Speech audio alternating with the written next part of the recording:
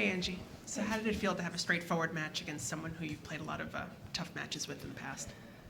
It feels good. I mean, it was not an easy match. I mean, it's always tough to play against Simona. I mean, we have a lot of tough matches in the last few months that we played, and I was feeling very well today. I think that I was moving good, and I was going for it when I have the chance, and I think that was the key, especially in this match today against Simona.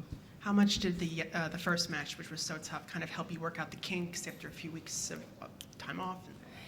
Yeah, I think for me it's always good when I starting in the tournament with really tight and close matches where I get my confidence and I know how it feels again to playing on this court, on new courts, and yeah, so I think it was a very important match, the first one, to being today as well ready for my next one. Did you expect it to be quite as straightforward? I mean, I know you said that it was still tough, but the second set you seemed to just sort of run away with it and Simona seemed to go off the boil. And how does that affect you?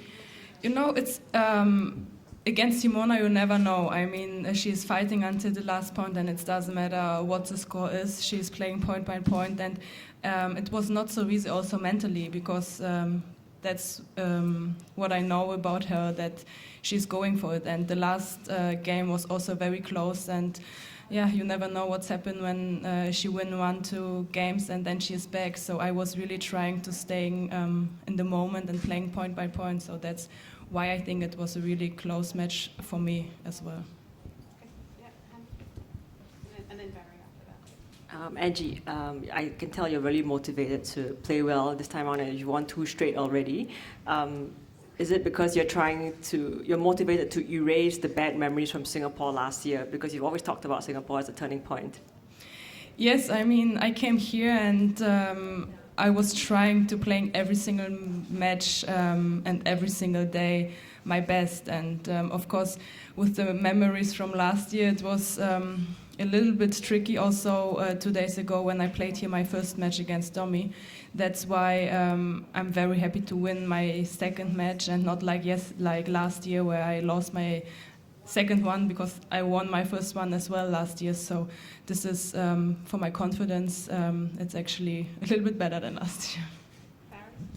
You keep using the word confidence. Clearly that's abundant after winning 2 Grand Slams this year. Could you just explain how much more you believe in yourself now than you did 12 months ago?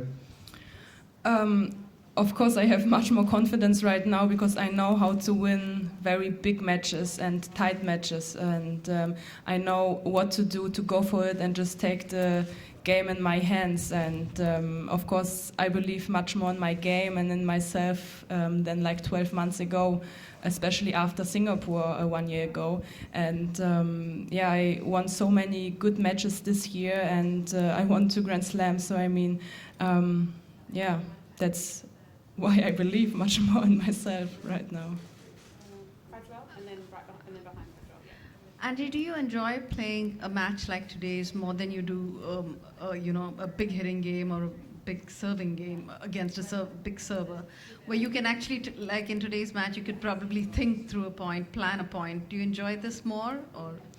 It's a completely different match to playing against some players like Simona and also like Domi, where you have to be patient and the balls are coming a little bit more back, and you have to be focused on every single shot because you have to play until the end the shot. So it's a little bit different than you play against someone who is just serving very fast and just going with the first or second shot like a winner. So it's different. I enjoy both. It's completely different matches. And Angie, after the match on court side, you thanked the fans and you were mentioning how you're loving it here this year. Obviously, you haven't had the best of times in Singapore in previous years. I guess what's changed? What do you feel has changed for you this year? I think a lot. I mean, first of all, of course, I'm here as the number 1, and that's changed. I have much more things to do, and yeah, I'm really enjoying this year to playing on this court with the fans, and it's a new situation, so it's a new challenge for me also, and I'm always trying to improving my game, and yeah, that's why I really try to enjoying this a little bit more like last year. So that's change. Such an amazing year. I'm just wondering what you and Torben sat down and spoke about at the beginning of 2016, and what was your kind of realistic goal setting?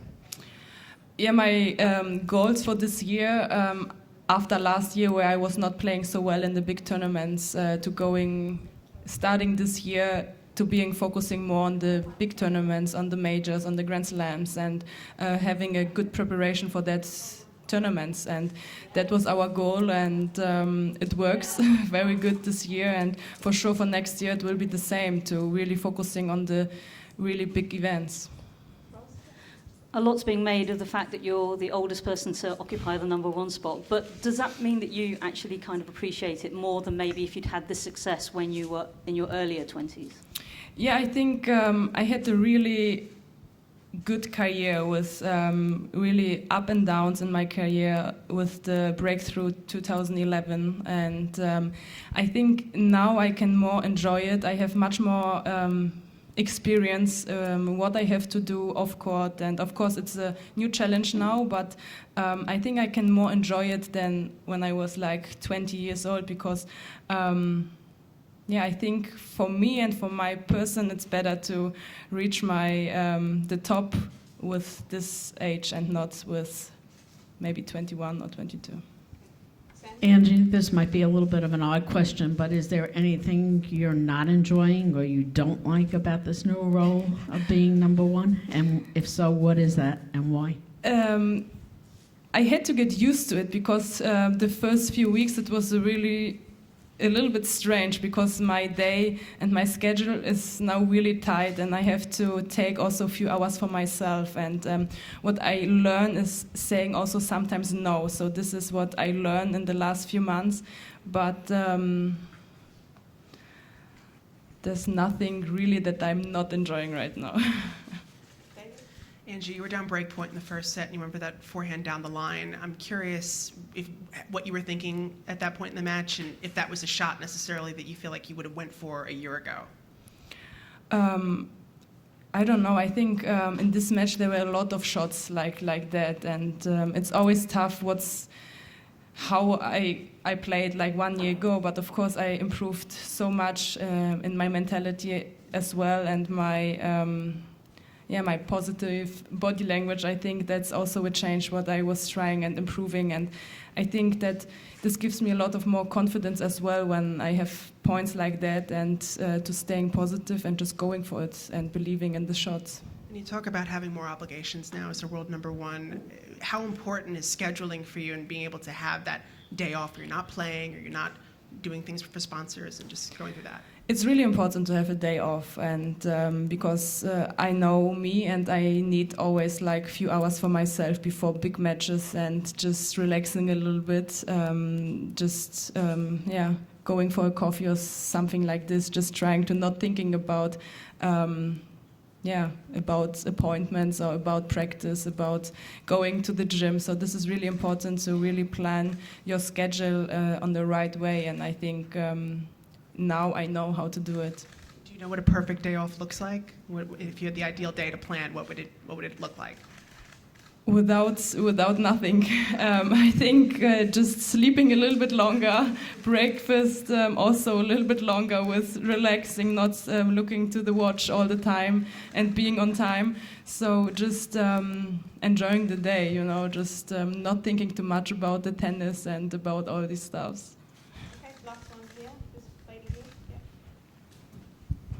Angie, so we've talked a lot about all that you've achieved this year. So if you could tell yourself at the start of 2016 something that you've learned this year, what would it be? 2016? At the start of this year, if you could tell yourself something, having looked back, what would it be? I don't know, just staying positive and with a lot of patience. I think I had a lot of patience during my years, and I think this is what I would tell myself. Yeah. Okay, we'll have a fan question from Naga, and then we'll switch to German. Angie, this is a question from a fan by the name of Hazim. If you could pick one retired WTA player to play doubles with, who would it be? I think everybody knows. It's Steffi, yeah.